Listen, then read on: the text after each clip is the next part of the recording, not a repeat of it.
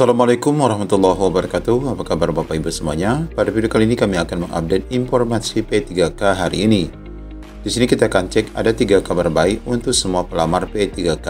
Kita catat ada 8 ketetapan terbaru Bapak Ibu hasil audiensi rekan-rekan yang berdemo yang bertemu Ibu Nunuk Suryani di Kementerian Pendidikan. Di antara 8 ketetapan yang dijanjikan oleh Ibu Nunuk bahwa prioritas 1 tetap wajib diangkat menjadi ASN. Bagaimana informasi lengkapnya? Ikuti video ini sampai selesai.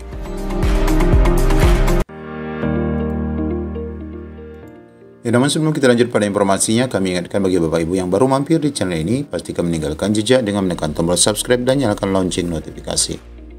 Baik Bapak Ibu, di sini kami ada informasi kabar terbaru Bapak Ibu yang sangat baik sekali, hasil audiensi rekan-rekan guru yang dinyatakan lulus passing grade namun belum mendapatkan formasi. Dan ada kabar lainnya juga dari formasi yang ditetapkan oleh daerah. Dan ini sangat baik juga bagi rekan-rekan semua. Di sini ada daftar formasi dan penempatan semua guru. Baik, kita masuk dulu pada informasi pertama Bapak Ibu. Di sini ada informasi yang melegakan bahwa guru PG tanpa formasi P3K 2022 menjadi lega. Ada kabar gembira dari Kementerian Pendidikan.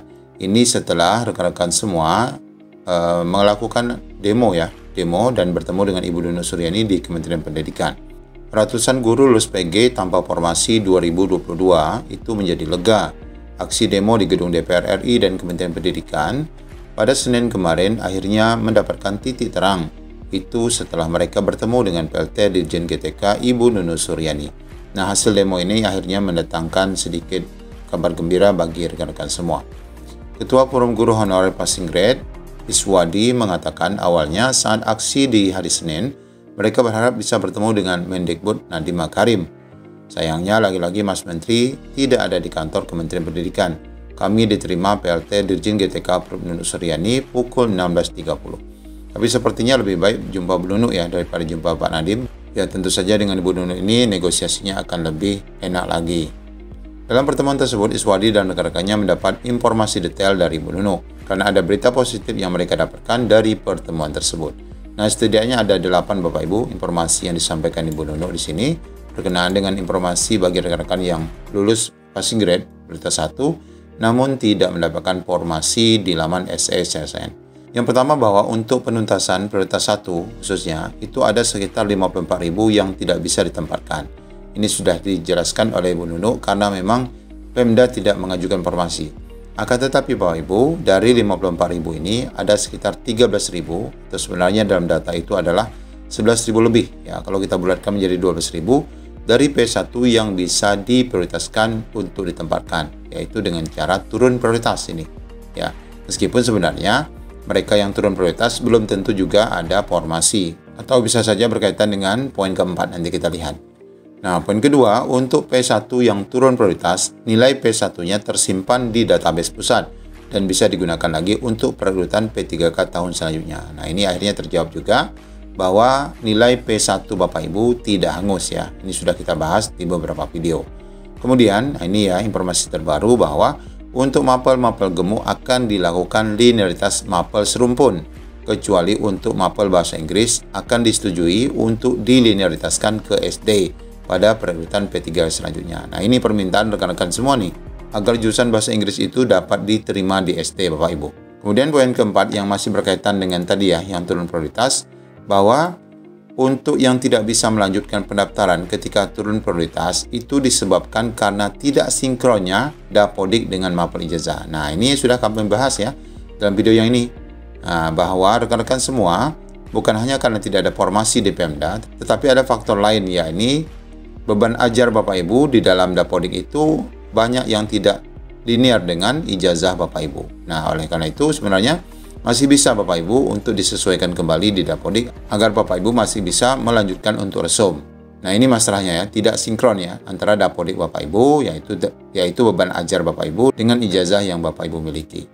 Kemudian untuk poin kelima, untuk P1 yang belum bisa ditempatkan, ini akan dituntaskan. Jadi tetap ya Bapak Ibu, tetap akan dituntaskan pada perekrutan selanjutnya di tahun 2023 dengan tetap tanpa tes serta dengan menggunakan nilai P1 tahun 2021. Jadi masih ada harapan rekan-rekan ini yang P1, Kementerian Pendidikan tetap menjanjikan bahwa rekan-rekan semua tetap wajib menjadi ASN meskipun di tahun mendatang. Kemudian poin ke-6 adalah kuota untuk tahun 2022 sudah final, artinya tidak bisa ditambah-tambah lagi Bapak Ibu.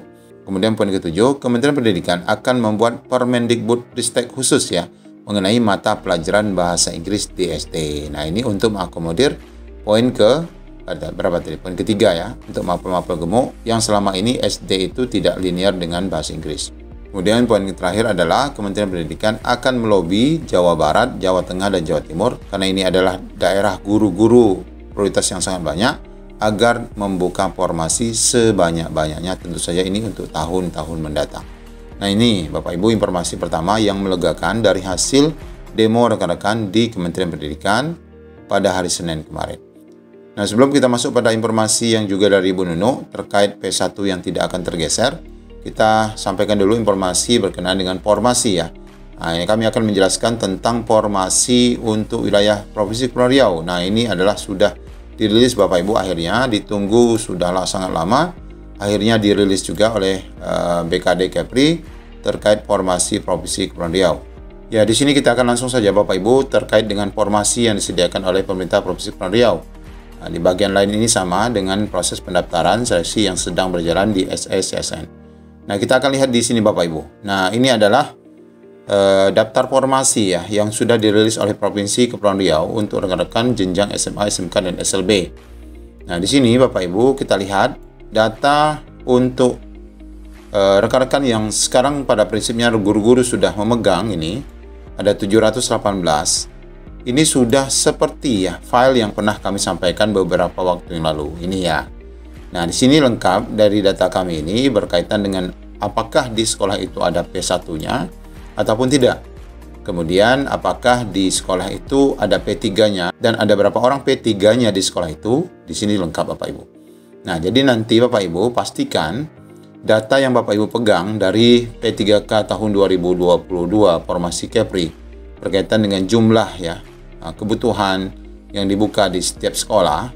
Nah, ini akan disinkronkan kembali dengan data Excel yang kami pegang. Nanti data Excel ini baru kami bisa share ke rekan-rekan semua agar rekan-rekan semua nanti boleh menjapri ya untuk mendapatkan file Excel ini agar nanti dapat mengecek masing-masing ya sesuai dengan daerahnya apakah di sekolah itu ada P1-nya ataupun ada berapa P3 yang ada di sekolah tersebut, sehingga bagaimana peluang Bapak Ibu untuk mendapatkan formasi di sekolah yang dimaksud, baik itu di sekolah induk maupun di sekolah luar induk dalam instansi Provinsi Kepulauan Riau. Nah, ini totalnya sama Bapak Ibu, ada 718 formasi sesuai dengan yang dirilis oleh Dinas Pendidikan Provinsi Kepulauan Riau untuk tahun 2022. Kemudian kita lanjut pada informasi ketiga, ini masih berkaitan dengan informasi yang didapatkan dari Ibu Nunu berkenaan dengan rekan-rekan P1 tidak akan tergeser ya, meskipun ada prioritas 3 yang dikhawatirkan. Menurut PLT Ibu Nunu Suryani bahwa tidak ada guru lulus passing grade atau prioritas 1 yang akan digeser oleh P2 ataupun P3. Ini sebagaimana janji awal. Nah, P2 adalah K2 yang masuk dalam database. Ini kita ketahui. Kemudian P3 adalah rekan-rekan dengan masa kerja minimal 3 tahun di Dapodik. Kelompok P2 dan P3 merupakan para guru yang tidak memenuhi passing grade tahun 2021 ataupun yang belum ikut tes. Nah, untuk berkenaan dengan geser-menggeser, sebenarnya dalam mekanisme P3K 2022 ini sudah ditetapkan tidak ada geser-menggeser. Jadi Bu Nunu dalam pertemuan hasil audiensi rekan-rekan yang berdemo itu menjelaskan kembali bahwa untuk P1, P2, P3 memang dibuka secara bersama karena memiliki hak yang sama.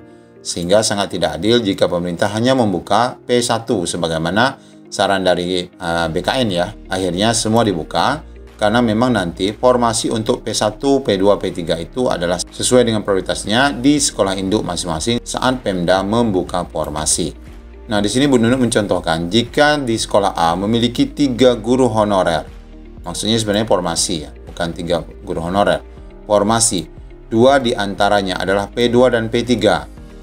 Berarti ada 1 kekosongan formasi yang bisa diisi oleh P1 dari sekolah luar.